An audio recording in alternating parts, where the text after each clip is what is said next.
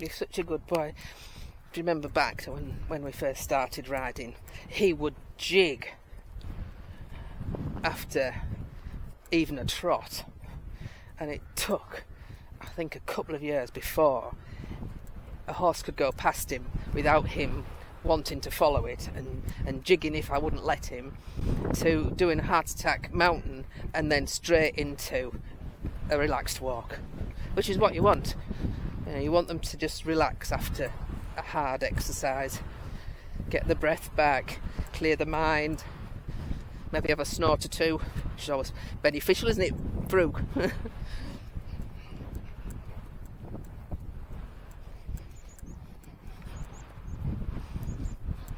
he's got a good walk on, but not jigging.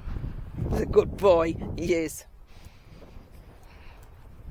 So his next ride, because in 22 kilometres is on either Saturday or Sunday, so I shall ride him probably 2 days before, but just steady away. I won't come to Boltby and do Heart Attack Hill or anything like that, because it's only 22 kilometres, so we don't need to do anything more than what we've done, really. It's just a little pipe opener the day before or 2 days before, just to clear any congestion that may have settled on his lungs, or just to stretch his legs out, get him into the mindset of going and doing a 22 the day after or 2 days after, whatever.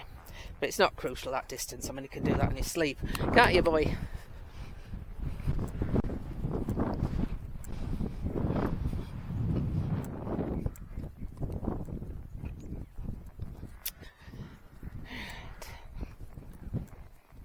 Steady.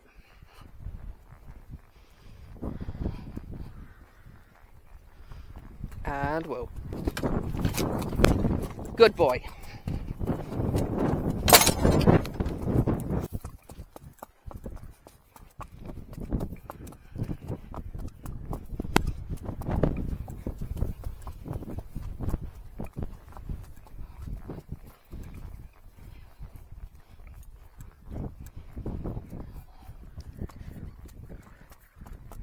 Good boy.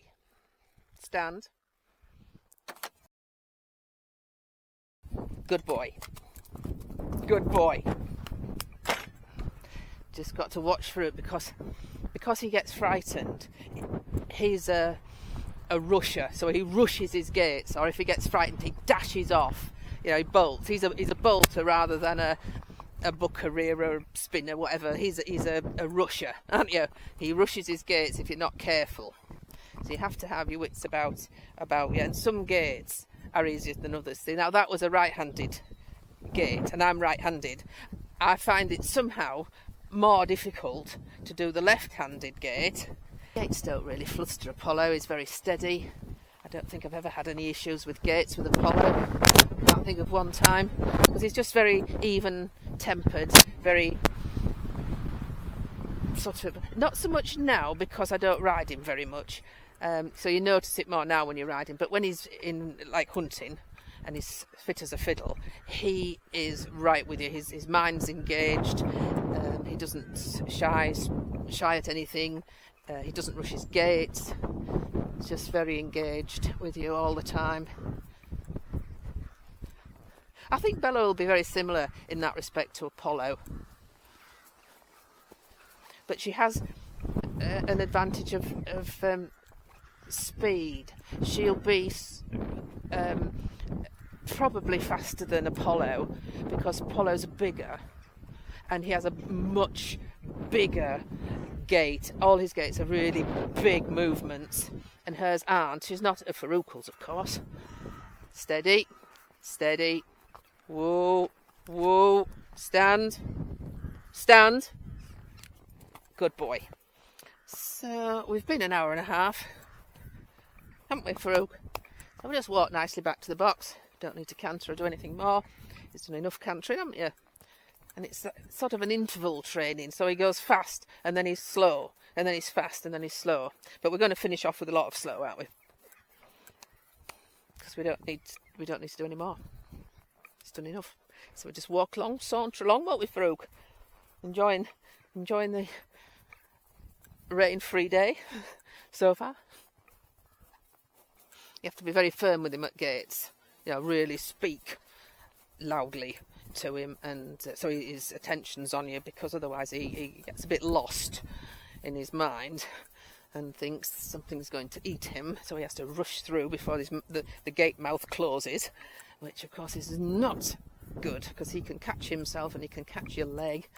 He has caught my leg once or twice, not seriously, but he has done that, so I have to be very on the ball.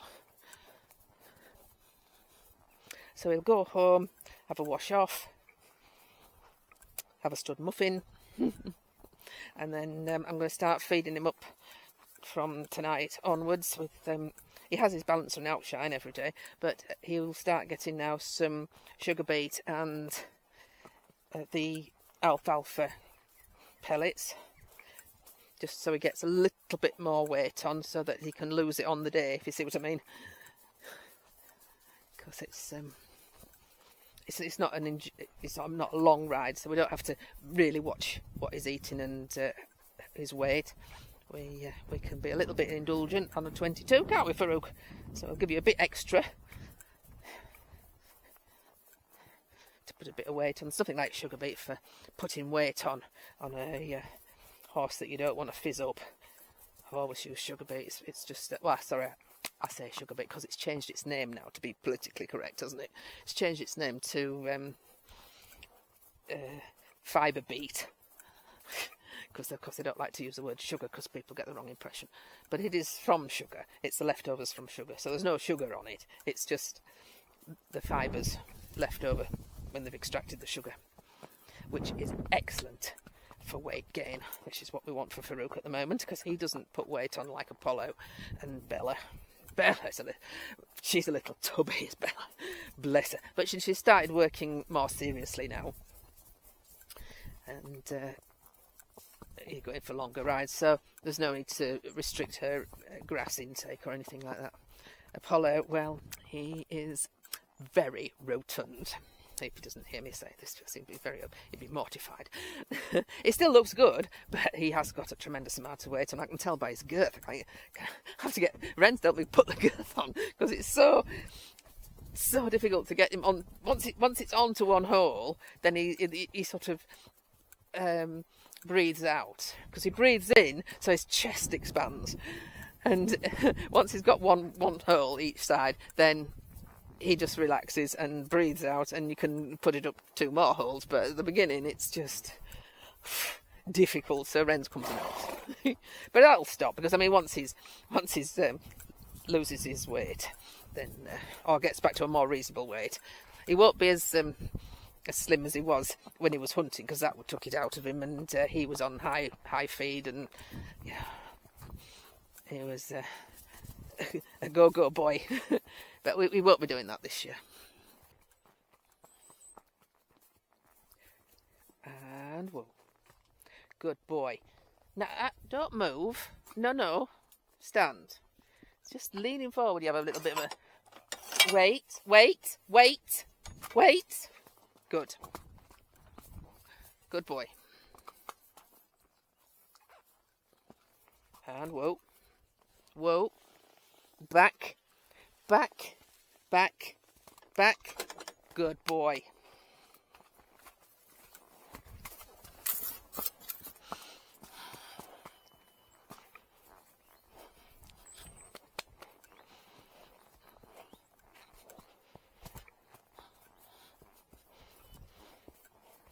A bit of a, I don't know, a little bit of a jump, I think, when you saw those posts laying down. It's the colour, I think. So a bit white compared to the rest of it. So they're very noticeable to horses when things are white. Obviously he has got a white thing, haven't you? He is. Let's not rush through here, because it's quite low and I don't want to get all water. Yeah, that was my foot touching a branch. So you see, just quickened his pace, because that's his thing. If something frightens him, he rushes off, don't you?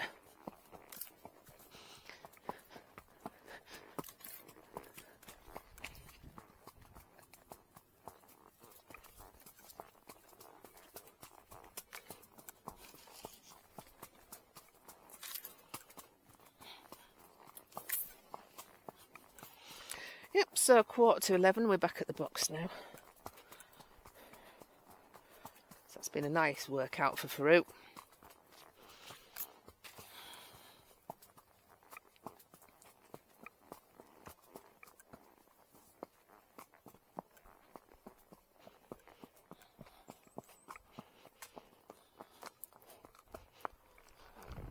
I can hear a car coming. Whoa! But I think I can get off before he comes charging along. Good boy. Yes, good boy. Marvellous design, these endurance bridles. Yes.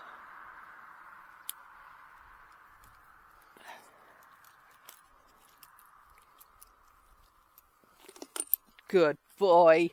He's a good boy, he is. How gentle he is with his grass nuggets. See, just the very, very, very front of your lips, isn't it? He's a good boy, he is. Good boy.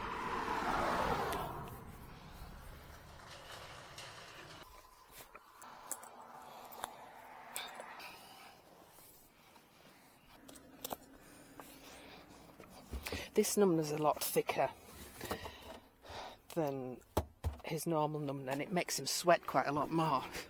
That's why I don't use it when we do endurance. You can see there it's a lot more sweaty, if you notice, than his black ones. Obviously the numna doesn't touch him here, so there's a nice airflow right the way along, because I always lift it up. But it is heavier, and when you're doing a lot of kilometres, you don't want him to get overheated, and that would overheat him on a long journey.